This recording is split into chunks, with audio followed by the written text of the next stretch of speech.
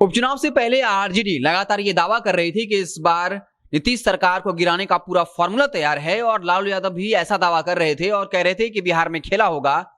लेकिन उपचुनाव के नतीजे आए, दोनों सीटों पर आरजेडी की हार हुई और अब आरजेडी के साथ खेला हो रहा है और ये खेला जेडीयू कर रही है। बता दें कि आज आरजेडी के एक बड़े नेता कह सकते हैं, जिन्होंने कुम्हरार विधानसभा क्षेत्र से आरजेडी के टिकट पर चुनाव लड़ा था, उन्होंने आज जेडीयू का दामन थाम लिया है और आज जेडीयू के मिलन समारोह कार्यक्रम में उन्होंने बाकायदा जेडीयू की सदस्यता ग्रहण कर ली है। और इस वक्त जेडीयू के राष्ट्रीय अध्यक्ष ललन सिंह, प्रदेश अध्यक्ष उमेश कुशवाहा, मंत्री श्रवण कुमार, शिक्षा मंत्री विजय चौधरी मौजूद थे और श्रवण कुमार से डॉक्टर धर्मेंद्र कुमार की काफी नजदीकियां थी और कहा जाता है कि श्रवण कुमार के कन्विंस करने के बाद डॉक्टर धर्मेंद्र कुमार ने बाकायदा जेडीयू का दामन थाम लिया है और उसके बाद जेडीयू के राष्ट्रीय अध्यक्ष ललन सिंह ने लालू परिवार पर हमला करना नहीं छोड़ा और साफ तौर पे कहा कि आरजेडी एक प्राइवेट लिमिटेड कंपनी बन गई है और आरजेडी में सिर्फ लालू यादव अपने बच्चों और बच्चियों का भविष्य देख रहे हैं, उन्हें बिहार से कोई मतलब नहीं है।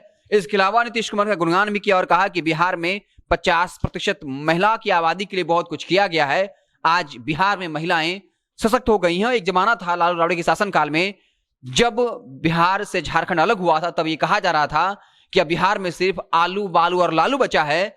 लेकिन नीतीश कुमार ने यह दिखा दिया कि कैसे विकास होता है और आज बिहार में विकास दर जो है कि 11% के आसपास पहुंच गया है। तो साफ तौर पर बता दें कि जेडीयू अब लगातार जोड़ तोड़ की राजनीति करेगी, क्योंकि जेडीयू बिहार में तीसरे नंबर की पार्टी बन गई है और नीतीश कुमार ने ललन सिंह को राष्ट्रीय अध्यक्ष बनाया इसलिए था क्योंकि वो जोड़ तोड़ में माहिर माने जाते हैं और पिछले दिनों उन्होंने कई ऐसे नेताओं को जेडीयू के पाले में लाने की कोशिश की है और आज डॉक्टर धर्मेंद्र कुमार ने बकायदा जेडीयू का दामन थाम लिया। और ठीक इससे पहले, उपचुनाव से ठीक पहले सलीम परवेज जेडीयू में शामिल हो गए। हालांकि वो पहले जेडीयू में थे, फिर आरजेडी में चले गए थे, उनको बकायदा प्रदेश उपाध्यक्ष बनाया गया था।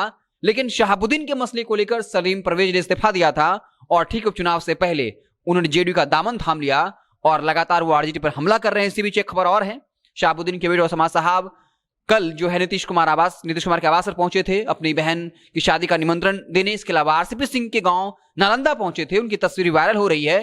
तो लगातार तेज यादव घिरते हुए नजर आ रहे हैं।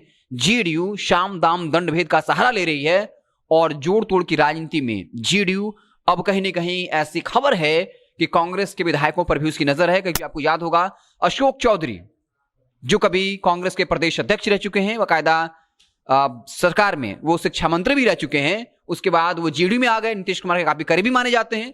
तो खबर ये है कि कांग्रेस में भी टूट हो सकती है, हो सकता है कि वहां के विधायक जो हैं वो जेडीयू में शामिल हों और जेडीयू अब इस बात को लेकर प्रयासरत है। स्वाभाविक है, जेडीयू की मजबूरी भी है, क्योंकि इस बार के विधानसभा चुनाव में जेडीयू बिहार में तीसरी नंबर की पार्टी बन गई। पहले नंबर की पार्टी आरजेडी 75 विधायकों के साथ, दूसरी पार्टी बीजेपी 74 सीटों के साथ और जेडीयू मात्र 43 सीटें जीत पाई थी। हालांकि उसके बाद उन्होंने कई विधायकों को अपने पाले में शामिल करवाया, क्योंकि बता दें कि जहां तक मुस्लिम प्रत्याशियों की बात है तो जेडीयू की तरफ से एक भी मुस्लिम प्रत्याशी चुनाव जीतकर नहीं आए थे, जबकि आरजेडी के खेमे में 8 के लगभग मुस्लिम विधायक चुनाव जीत कर आए थे। जब जेडीयू के पास एक भी मुस्लिम विधायक चुनाव नहीं जीत पाए तो जमा खान जो बीएसपी के टिकट पर चुनाव लड़े थे उनको अपनी पार्टी में शामिल करा लिया था। तो स्वाभाविक है, जेडीयू की मजबूरी है। और आज डॉक्टर धर्मेंद्र कुमार जिन्होंने कुम्हरार विधानसभा क्षेत्र से आरजेडी के टिकट पर चुनाव लड़ा था, उन्होंने जेडीयू का दामन थाम लिया है। तो आप देखते रहें जनता जंक्शन, जैसे कोई बड़ी खबर आएगी, कुछ बड़ी बयानबाजियां होंगी तो उससे हम आपको रूबरू कराएंगे। बहुत बहुत धन्यवाद।